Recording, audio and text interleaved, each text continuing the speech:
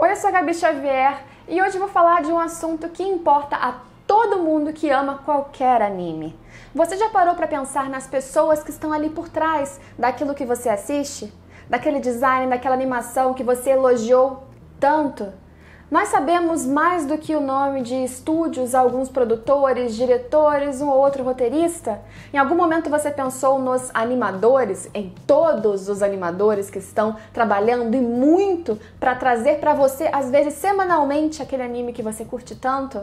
Hoje eu vou falar sobre a situação dos animadores no Japão, sobre essa carreira que talvez muitos de vocês sonhem, pensem, nossa, eu gosto tanto de desenhar, eu gosto tanto de anime, por que não um dia trabalhar fazendo anime? Será que você gostaria de estar na pele desses animadores e ter a vida, a rotina e qualidade de vida que eles têm? Vamos conversar sobre isso. Esse é um assunto que importa, como eu disse, a todos nós. Para isso eu vou aproveitar um vídeo também que saiu recentemente no canal Asian Boss, que é uma entrevista com uma animadora, inclusive, que faz, por exemplo, hoje trabalha em Vinland Saga, e também vários outros dados em links que eu vou deixar aqui embaixo na descrição, se vocês tiverem curiosidade. Já deixa o like, porque isso aqui vale a pena, compartilha para todo mundo ter essa informação, porque precisa, gente. Se é do fandom de qualquer anime, se considera otaku, se gosta de anime minimamente, tem que saber essa informação. Se inscreve para não perder nenhum dos próximos vídeos e vamos conversar. Hoje a gente tem muito anime sendo produzido por diferentes estúdios. Animes de todos os estilos possíveis, animes para todos os gostos. Cada temporada temos vários títulos novos e isso os mais famosos.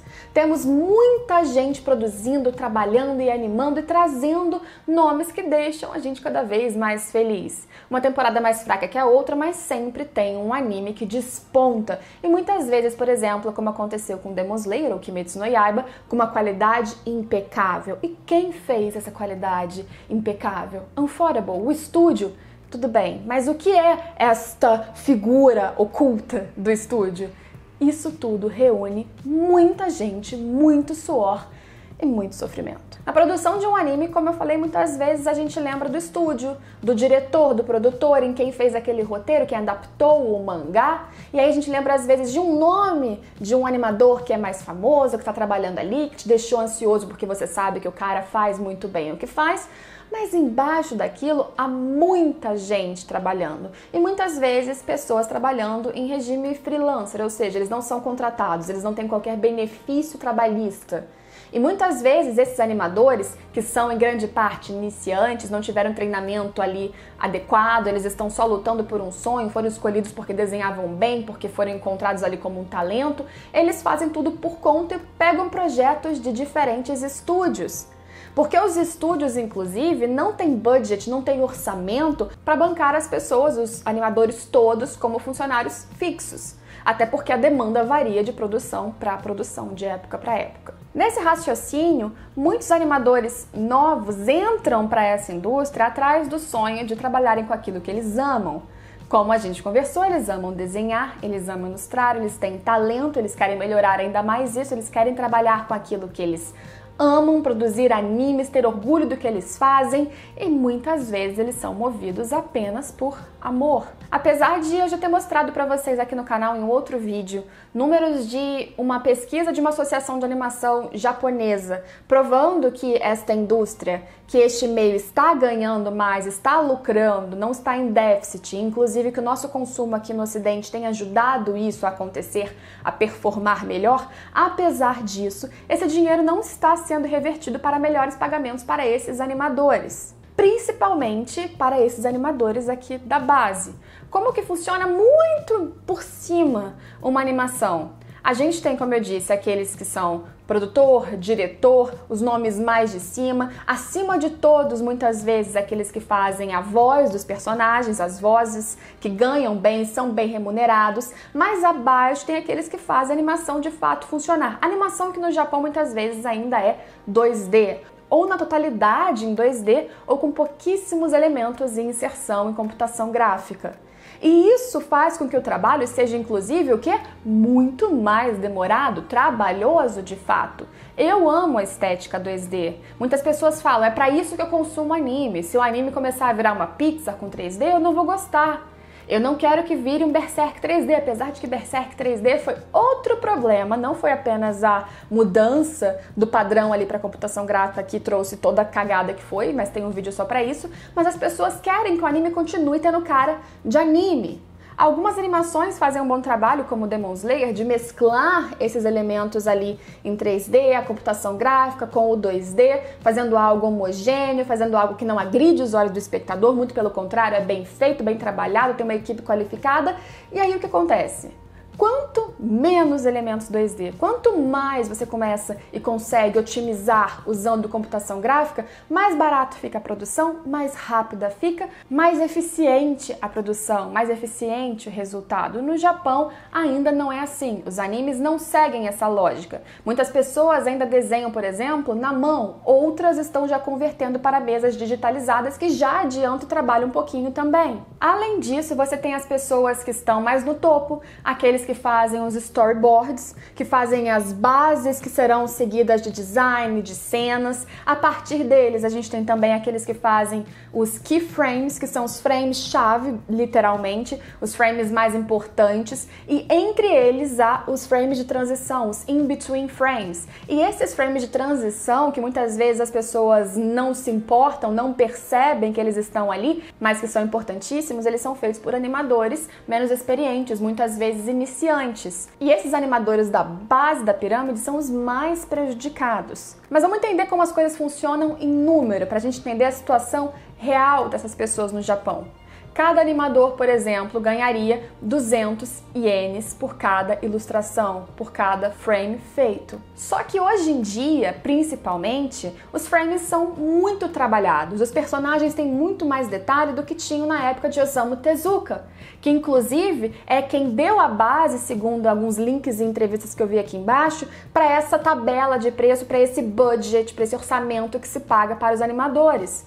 Hoje você tem design de personagem, de cenários incrivelmente detalhados. Portanto, para o animador terminar uma ilustração, demora horas, 4 horas, metade de um dia. Ele vai ganhar 200 ienes apenas por isso. O ritmo do trabalho do animador define o quanto ele vai ganhar no final do dia, da semana e do mês. E por isso que é comum animadores virarem noite, animadores não terem descanso, não terem folga. Eles não são fichados, eles trabalham para mais de um projeto, eles têm que entregar aquilo no tempo mais rápido possível pela demanda do próprio estúdio, porque eles precisam receber o máximo possível por mais ilustrações que der. Então, para vocês terem uma ideia, se um animador consegue fazer 300 ilustrações em um mês, o que é um número insano, como eu disse, ainda mais considerando o nível de detalhes que a gente tem cada vez mais nos animes, ele consegue 60 mil ienes por mês. E aí você não tem muito noção da conversão, você acha que 60 mil ienes é uma grande quantidade de dinheiro, e aí você pensa que 60 mil ienes na conversão, na verdade, hoje dá mais ou menos, um pouco menos de 600 dólares por mês.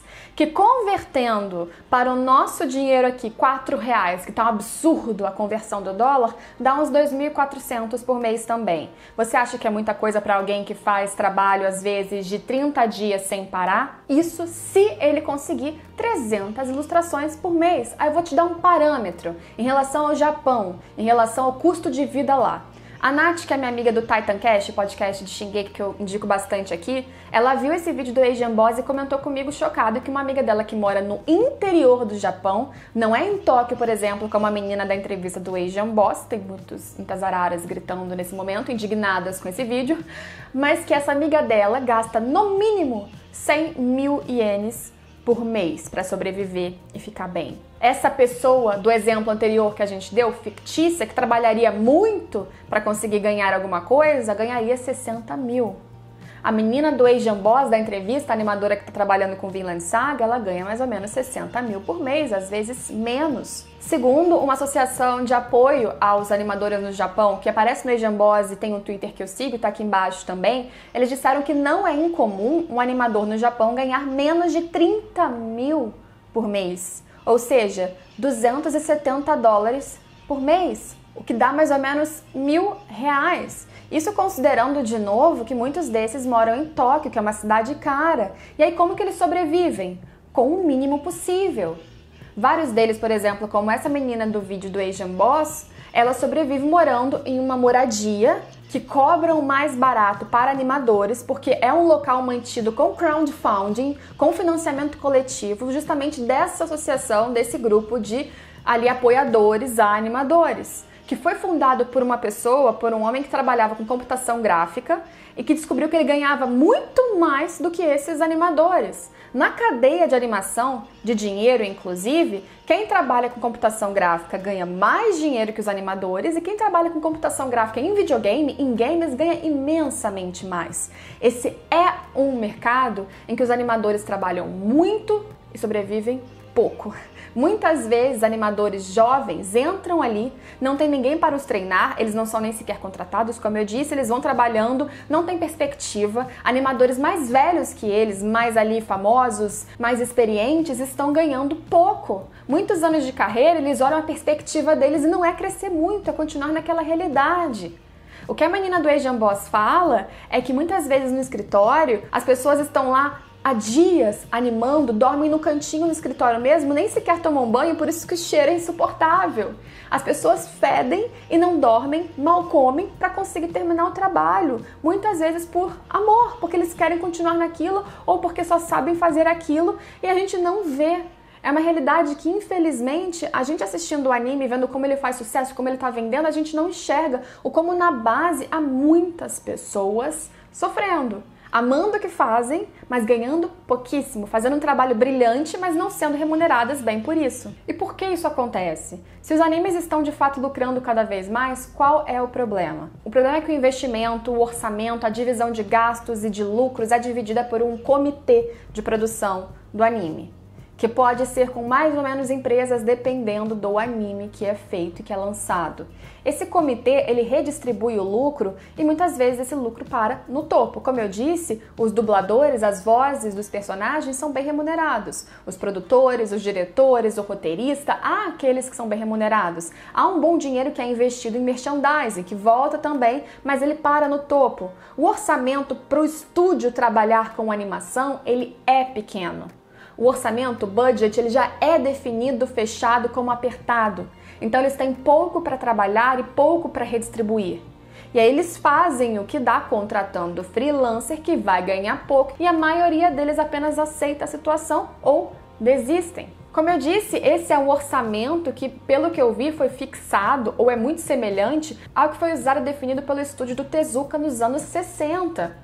Mas a animação naquela época, tanto em design como em questão de quantidade de frame, era muito mais simples, muito menos detalhada. Cada uma das ilustrações, cada um dos frames era muito mais fácil em relação a detalhes, era muito mais rápido de se fazer. Então, por mais que o dinheiro já não fosse tanto naquela época, os animadores conseguiam fazer uma quantidade bem maior do que se consegue hoje em menor tempo. Para você conseguir ganhar hoje um dinheiro mais ou menos razoável, trabalhando dessa forma com animadores no Japão, você tem, como eu disse, que ficar sem dormir, comendo pouco. Recentemente houve um caso que foi noticiado no Japão, aqui nos links embaixo você consegue conferir também, de uma pessoa, de um animador, que ele morreu e muitas pessoas conseguiram atribuir o caso dele de depressão, de exaustão, justamente a ele estar trabalhando há muitas horas sem parar. O que foi dito é que ele tinha trabalhado 600 horas em um mês, o que definiria mais ou menos 20 horas por dia. Isso é um caso extremo, mas uma média aponta que os animadores ficam ali entre 13 horas mais ou menos de trabalho por dia,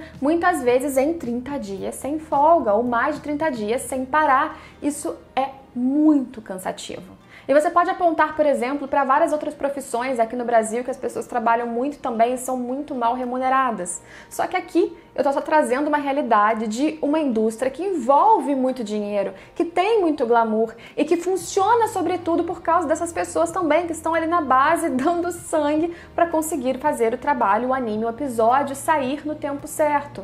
E infelizmente existe uma lógica, uma estrutura ali, um problema estrutural que poderia ser resolvido se as pessoas aqui em cima quisessem reorganizar esse modo de produção, esse modo de reorganizar, redistribuir dinheiro, o orçamento da animação ser ampliado para que as pessoas tenham condições de trabalhar com maior qualidade, que elas possam sobreviver sem precisar fazer 300 ilustrações para ganhar pouco. Como eu disse, às vezes é uma questão de modificar.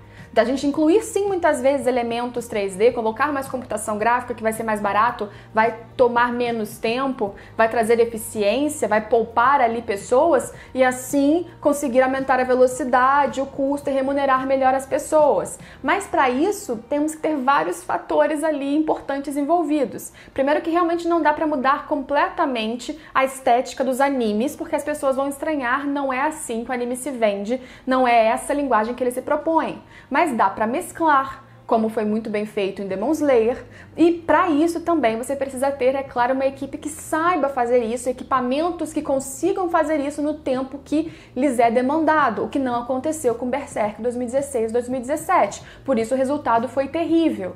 Mas algumas mudanças precisam ser feitas na estrutura, no raciocínio de distribuição do dinheiro para investimentos e do lucro. Os animadores, por exemplo, não ganham qualquer royalty, dinheiro percentual sobre as ilustrações que eles fazem, então eles não têm nenhum dinheiro fora aquele que eles ganham pela ilustração entregue, pelo que eu vi. Não sei se isso inclui, por exemplo, merchandise ou artwork que eles façam à parte, mas para o trabalho do anime em si é aqueles 200 ienes por frame e só. Talvez isso, por exemplo, também tenha que mudar. A forma de produzir, digitalizar sempre, incluir mais 3D, são pensamentos que precisam ser colocados em prática, colocados em pauta, porque realmente é surreal que você imagine que os animadores continuem trabalhando muitas vezes por causa de uma associação, de uma organização que faz ali financiamento coletivo para que eles tenham uma casa, que eles consigam pagar baratíssimo, para que eles tenham comida, para que eles consigam sobreviver por um sonho, fazendo que o nosso sonho aconteça. A gente quer sempre que os animes continuem, a gente quer sempre, eu quero e eu vou continuar batalhando por isso, mas por que também não passarmos a ideia e batalharmos e pensarmos em maneiras de mudar esse raciocínio das pessoas que estão trabalhando pelo que a gente quer, pelo que a gente ama? Acho que é uma discussão importante, recomendo muito que vocês assistam os vídeos que estão aqui embaixo, especialmente do Asian Boss, porque ele está bem direto, é uma realidade, é um depoimento bem cru, sincero, que engloba vários dos outros textos que eu li a respeito.